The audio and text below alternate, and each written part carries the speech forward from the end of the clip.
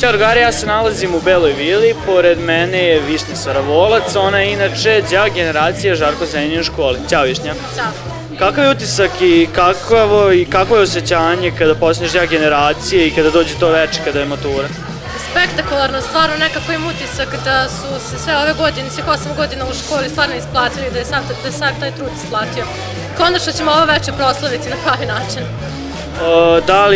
Da li ti neko čestitao na tome, ko je tu da te podrži u ovoj večer? Pa tu su tata i ujak, a čestitali su mi svi drugari, nastavnici, prijatelji. Ja vidim jedan laptop iza nas, da li je to poklon, šta je to, o čemu se radi? Ajme malo više reci nešto o tome. To je poklon od škole i stvarno nisam očekivala nešto ovako, ali ipak mi je drago. Znači to škola poklanja đaku generacije? Da.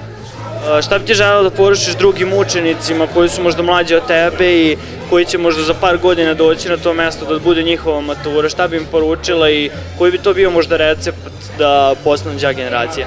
Pa neki poseban recept u stvari ne postoji. Jednostavno tu je trud, rad, učenje i jedino se to i isplati na kraju. A šta bi poželjela ostalim maturantima, pored tvoje škole i drugih škola? Da ništa, da se lepo provedu i da što bolje iskoriste ovo večer. Hvala ti. Treba znanje za obrazovanje, za mlade glave, to je raj. Za budućnost svi smo spremni, dođe našoj gimnaziji kraj. Na maturi svi smo evo tu, zajedno smo bili tu.